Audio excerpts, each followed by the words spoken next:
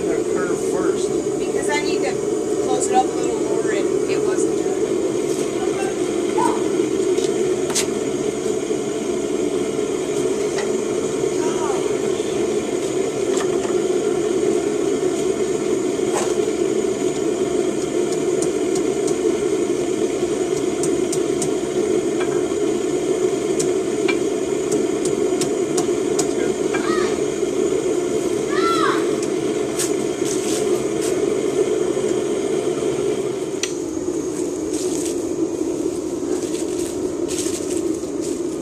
Girlfriend talk. Alright, Nipper is in the shop cutting off a piece of that spring steel that I got the other day because he wants to forge himself a knife. And I'm going to give him all the input he needs, but I'm going to make him do the work. Alright, Nipper, what's your idea? What's your project?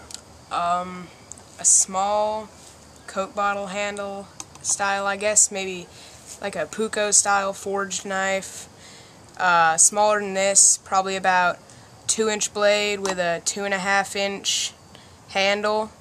Okay. Yeah. Just a little utility blade, right? Yep. Okay. Full tang, probably. How are we going to start? I guess with this piece of metal, straightening it out. Okay. And what kind of metal you got there? Spring steel. I'm pimping them a little bit. Spring steel. So, what's the point of using spring steel? It's good carbon steel, and it'll hold an edge, and it can get really rigid, or it can, well, basically it'll do whatever you want it to do as long as you know how to work it. Alrighty. I'm gonna flatten this piece out now.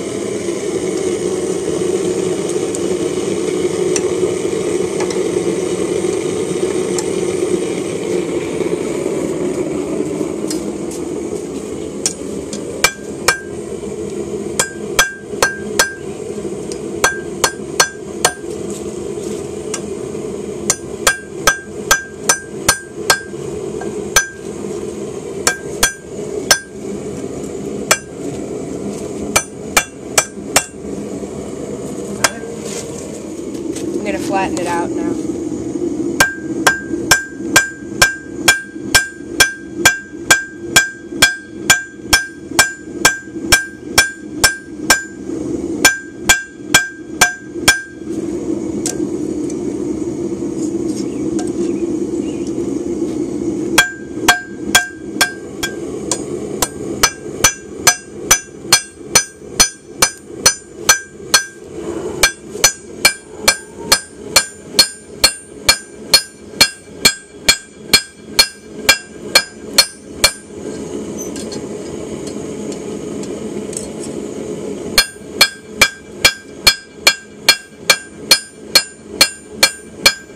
Completely rounded like it was on the spring originally, so I flattened out both sides a little bit at first, and I'm going to do it a little bit more, just make it a little bit more uniform, and then I'll go on these edges and flatten them out.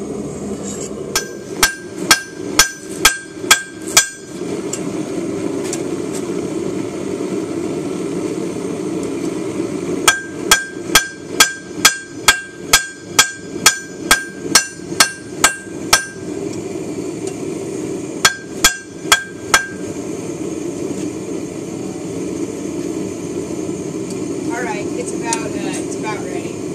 I just gotta do this side. Is that okay? Yep. Okay, this is kind of an analog to what Nipper's been working on. In order to draw out the tang, we first have to create a shoulder here. Since I don't have a fuller, which is kind of a device where you put your piece of metal in it and then strike it and it makes a dent on either side. Since I don't have one of those, what's going to happen is Nipper's going to take his piece, hold it right here. I am going to hold this like that, and then he will strike here with his hammer to create that dimple. Then flip it over and we'll do the same thing. he'll strike this. Since we have all these hands to work with, we may as well take advantage of them. That's going to make a shoulder on either side, and then Nipper's going to draw the tang out. Ready? Yep.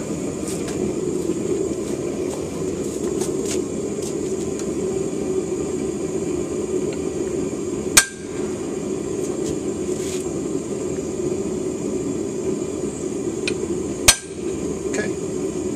Now we've created the shoulder. Very good.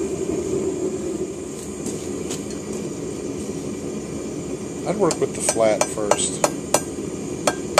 What?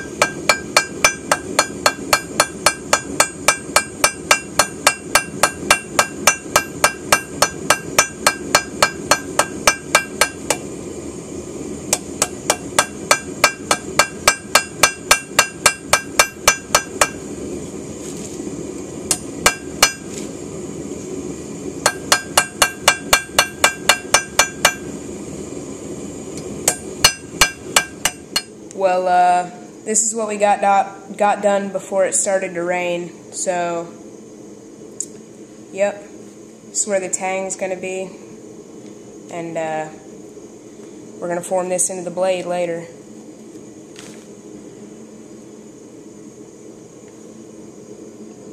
It's a good start. Okay, that's Sam. The reason he's in here is because he's afraid of the rain. Alright.